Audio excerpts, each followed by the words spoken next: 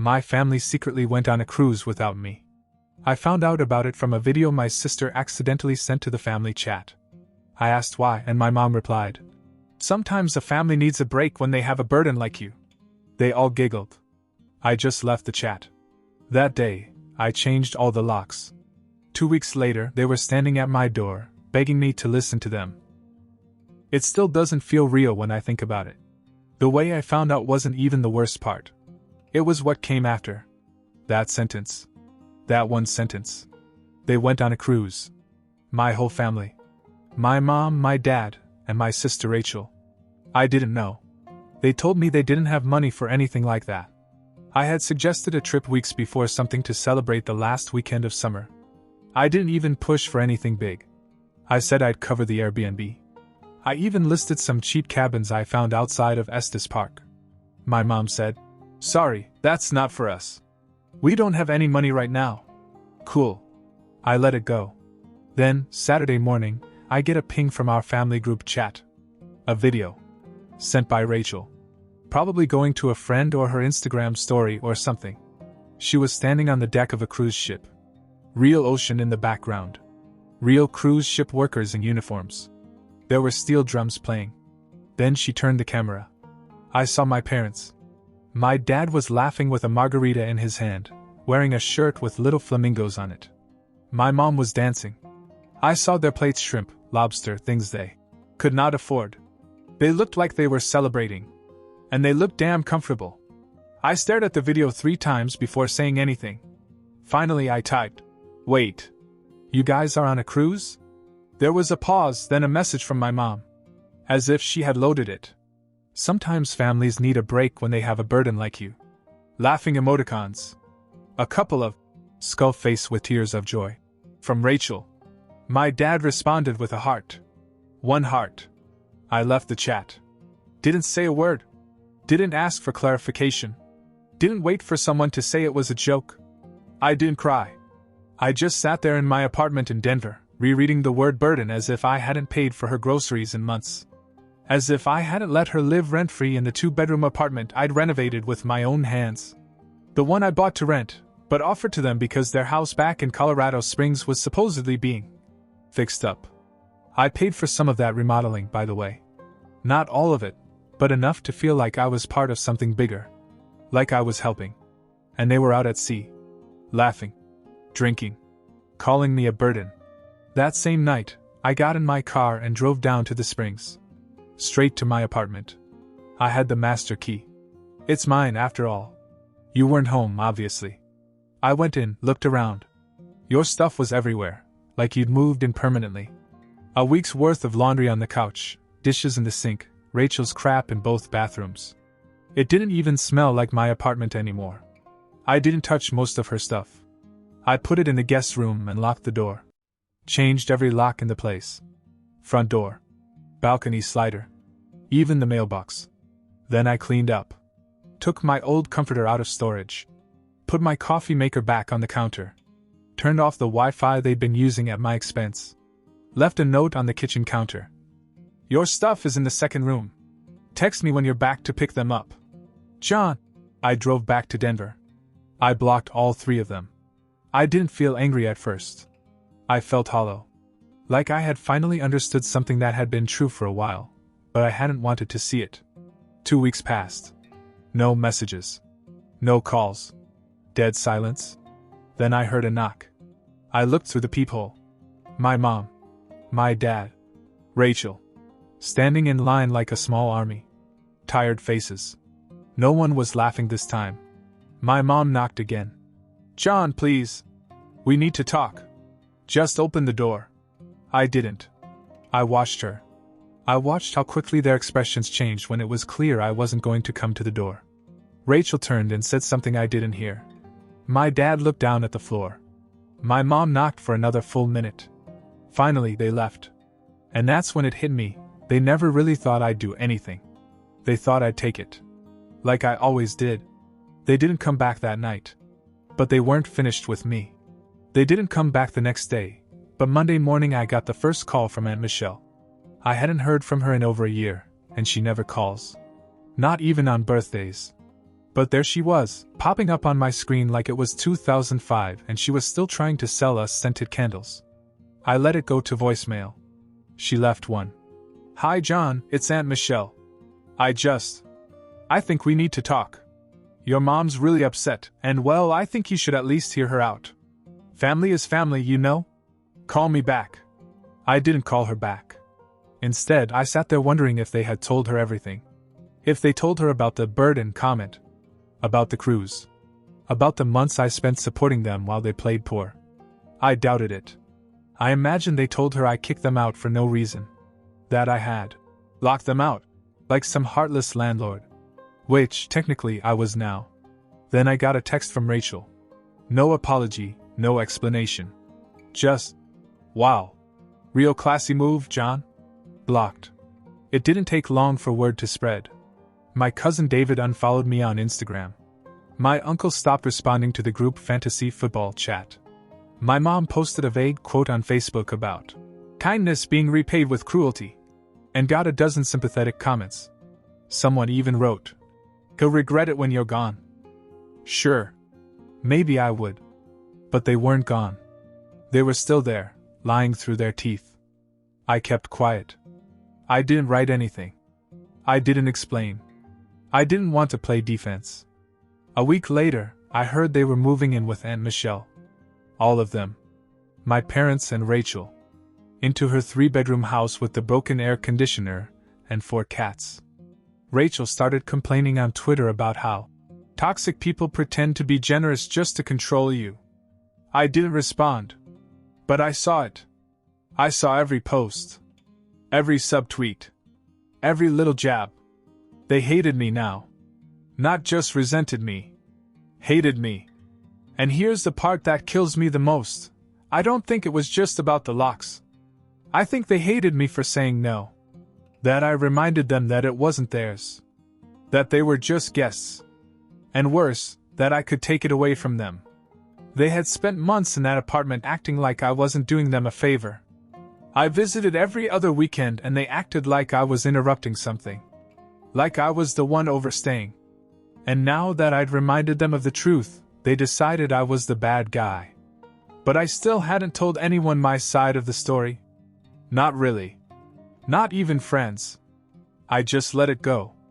Then, 2 weeks after they moved in with Aunt Michelle, I got another surprise. A letter. Hand-delivered. Slipped under my apartment door in Denver. No stamp. No envelope. It was from my dad. 5 sentences. Not an apology. It said, "You made your point. We still need a place to live. You're better than this. Stop punishing your family for a joke. Let us back in." A joke. They called it a joke. I read it 3 times before I laughed out loud. Then I folded the paper, threw it in the trash, and went to make dinner. I didn't know it yet, but that letter was just the beginning. What came next was worse. I didn't want to post anything online. Not at first.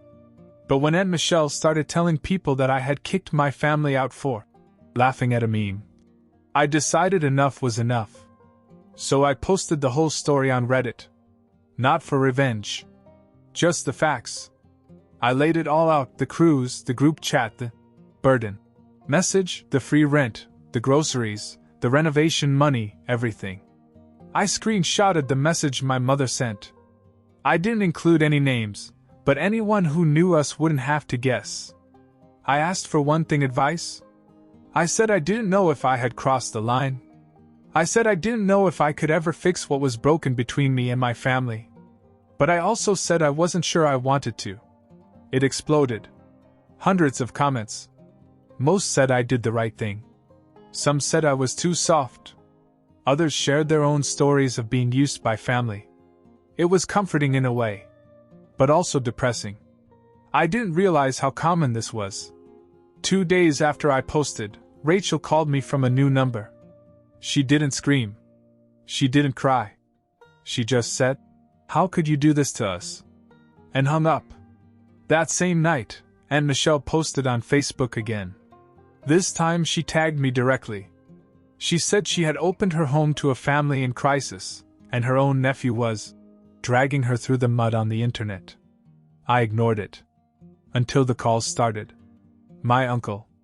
My dad's sister. Even a guy I barely knew from church when I was a kid. One after another, telling me to take it down. 2. Be the bigger person. 2. Not ruin my relationship with my parents over pride. Then my mother showed up in Denver. She didn't knock. She just sat in her car in front of my apartment building. I could see her through the blinds. She waited for almost an hour. She never got out. Finally, she drove away. The next day, she sent me a picture. My old dog, Max. He's with them now. He's on the couch looking out the window. She captioned it. He still misses you. Max is 15. Nearly blind. He's the only one I wanted to visit when I went to the Springs. I didn't reply. But the photo did something to me. Not guilt exactly, just a strange pain. Like she was trying to use it to get inside my head. And then, somehow it got worse. Because the next week I found out that they'd gone back to my apartment. While I was at work in Denver, they tried to break in. A neighbor called me. Said she saw Rachel and my dad trying to open the patio door with something, probably a copy of the old key. She said when she asked what they were doing, my dad told her, "This is our house. We just got locked out by mistake." They left when she said she was going to call the police. That same day, someone slashed my tires. All 4 of them. No note. Nothing stolen. Just slashed tires in a quiet neighborhood with no cameras. And that's when I knew they weren't trying to make peace. They wanted to punish me for not rolling over. So I did something I never thought I'd do. I called a lawyer. I never thought I'd need a lawyer to deal with my own family. Aaron wasn't the type of guy I'd ever imagined calling. He was quiet, professional, a little too young to be real. I laid it all out for him: the cruise, the apartment, the slashed tires, the attempted break-in. He didn't even blink. He just asked, "Do you want to press charges?" I didn't. Not then. I told him I wanted space. I wanted a line between me and them that they couldn't cross without consequences. So he wrote a formal cease and desist letter, warning them to stay away from my home, my work, and any of my property. We added the address of the apartment and my home in Denver, just to be sure.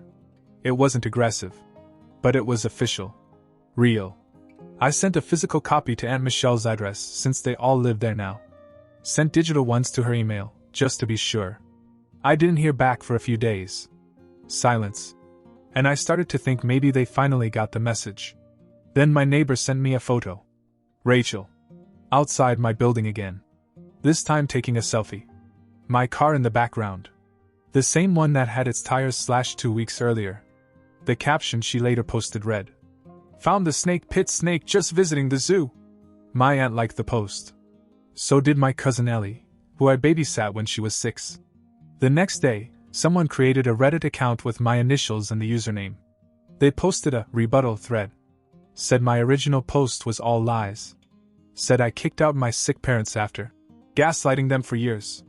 Said I was always jealous of Rachel and that I stole money from our family's home improvement fund. They uploaded a photo of Max, my old dog, as proof that I was emotionally unstable and using pity for attention. I didn't even know how to respond. Not because it wasn't true, but because it was so far from the truth that it made my skin crawl. They were rewriting history in real time. And some people believed them. But then a strange thing happened. In one of the photos they posted a dinner photo from the cruise. There was a man in the background wearing a cruise line uniform and a name tag. It was clear, legible. I zoomed in, took a screenshot, and sent a casual email to the cruise line. I claimed to be trying to confirm that some family members had been on board during a particular week, pretending that I had lost contact and was concerned.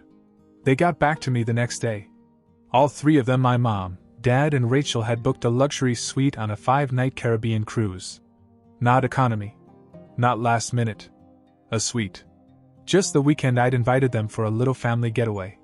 The kicker? They had paid for an all-inclusive premium package. One of the most expensive the cruise offered. I didn't post the evidence. I didn't feed the Reddit trolls. I sent a screenshot of the email to the family group chat they had ghosted since calling me a burden. No caption. No message. Just the truth. And then I blocked them again. Later that week, a letter showed up. No return address, but I recognized the handwriting. It was my dad. You always thought you were smarter than the rest of us. But you forget who made you. You forget who fed you, who raised you. You've embarrassed your whole family for nothing. You're lucky we didn't go further. Fix it. Or we will. That same night, at 2:18 a.m., someone rang the buzzer at my apartment nonstop. I didn't answer. Didn't look. Just sat on the couch, lights out, phone in hand. And then something snapped inside me. I wasn't scared. I was done. The next morning I took out a restraining order. Not just against my parents, but against Rachel. I turned over the photos, the text messages, the Reddit screenshots, and my aunt's voicemail. I showed Aaron everything.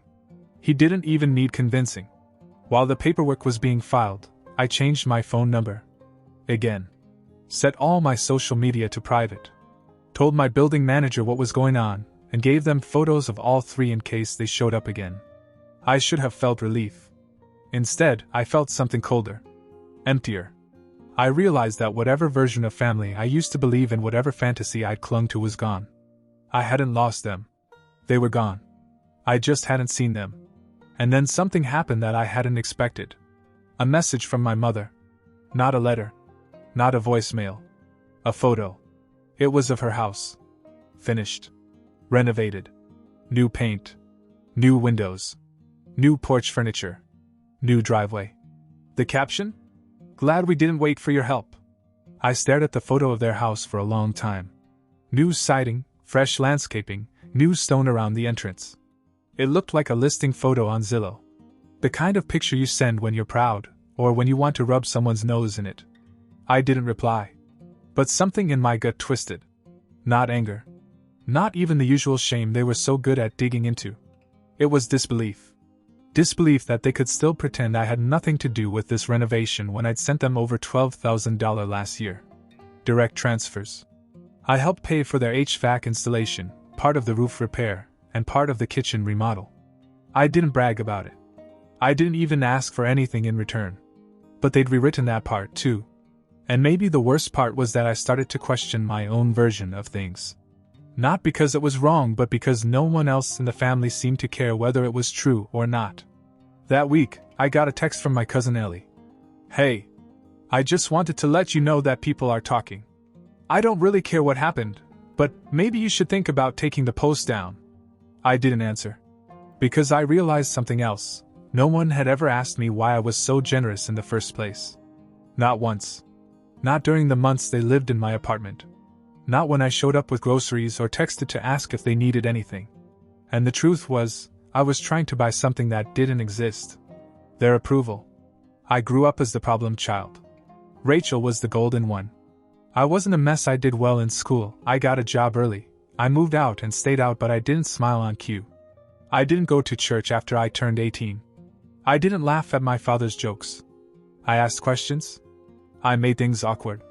I wasn't easy. So I worked. I saved. I got promoted. And when I finally got a place of my own, I offered it to them without hesitation. Because maybe, finally, I thought they'd see me as something more than a disappointment. Instead, they saw a new use for me. It hit me again when I went back to the Springs last weekend. Not to see them, but to check on a tenant in one of my other units. On the way, I passed the old house. The one they just finished renovating. There was a "for sale" sign in the yard. I parked across the street and sat for a few minutes. I didn't go up. I didn't take any pictures. But I watched as a couple got out of a real estate agent's car and walked up to the door. They were selling it. After all that, the renovations, the money, the lies, they were flipping the house. And suddenly I knew. They never intended to go back there. All the time they were living in my apartment, talking about waiting for the work to be done. They were just buying time. They never planned to go back to that house. It was a profit. A payday. Nothing more. And me? I was the bridge to get there. That night, back in Denver, I poured myself a drink and reread the last message my mother had sent me. Good thing we didn't wait for your help. I laughed. Not because it was funny, but because I realized they had finally said it. They didn't want my help. They just wanted my silence. But I'm not silent anymore. It ended the way most things do when they've been dragged too far, quietly, awkwardly, with no one admitting anything. The house sold. I never got a heads up. I just watched the pending status on Zillow change to sold, and then disappear altogether. 3 bedrooms, new appliances, open kitchen. All the things they said would be fixed up. All the things I'd helped pay for, piece by piece. A week later, Aunt Michelle posted a group photo of them on her front porch. My mom, my dad, and Rachel. My dad was holding a beer. Rachel had her feet up on a lawn chair, sunglasses on, like she lived there. My mom had her arm around my aunt, like they'd been best friends all their lives. The caption was short. Fresh start with my people, red heart blessed. There it was. Her reset. No apology, no explanation. No admission that they'd spent months lying to me while living under my roof. Just that they'd moved on, and I didn't exist anymore. At first, I thought I'd feel anger. But mostly, I just felt finished. Like the last screw had been tightened on something that had been falling apart for years. I didn't hear from them. No emails, no texts, no blocked numbers trying to sneak through. Even my birthday passed and not one of them acknowledged it. And for the first time, I didn't sit by my phone waiting for something that never came. I kept the Reddit post up. I would sometimes get DMs about it, people thanking me for sharing, telling me their families had done similar things, asking how it ended. I'd respond when I felt like it. Mostly, I just left the post up because it helped me.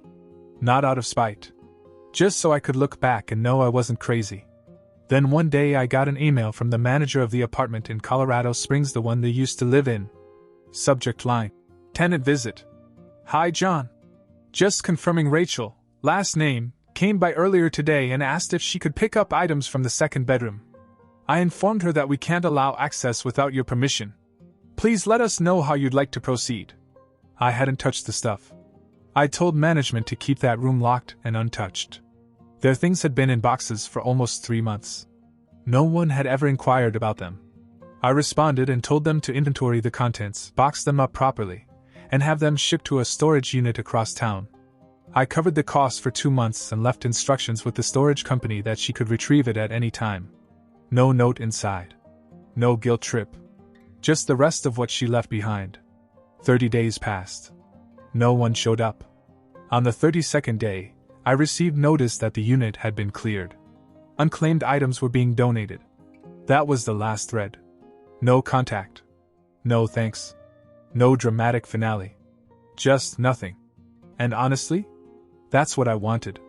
But something I haven't mentioned before, something I've avoided writing about, was Max. Max was our family dog. He'd been with us since I was 15 years old. A yellow lab who never cared about family drama, just wanted a treat and a walk. When I moved to Denver, I tried to take him with me, but my mom insisted that he was happier staying in his real home. They used him in texts to manipulate me after I locked them out. My mom even sent me a picture of him staring out the window with the message: "He still misses you." A few months after everything died down, I found out that Max had died. I only knew because a mutual family friend posted a tribute to him on Facebook. A single photo. No tag. Just a rainbow emoji and the words, "Rest in peace, good boy." I sat down on my kitchen floor and cried harder than I had during the entire ordeal. Not for the people I had lost, but because Max never took sides. And he was the only one I would have let back in. Since then, I've rebuilt. The Springs apartment is now rented out to someone who actually pays. My apartment in Denver feels like mine again. I got new furniture, painted the walls, started cooking more. I even started going to therapy, mostly to make sense of the part of me that kept trying to earn love from people who never gave it freely. And you know what? I'm good. Not perfect. Not cured in some dramatic, movie montage kind of way. Just good. Sometimes people still ask if I have any regrets. If I'd do it differently. The answer is no. I drew a line. Not to punish them, but to protect myself. And maybe that's what being an adult really means. Not proving who's right. Just deciding what you'll allow and what you won't. I tried to be generous. I gave them my time, my space, my money, my patience. All they had to do was not spit on it. They couldn't do that. So I walked away. And I haven't looked back since.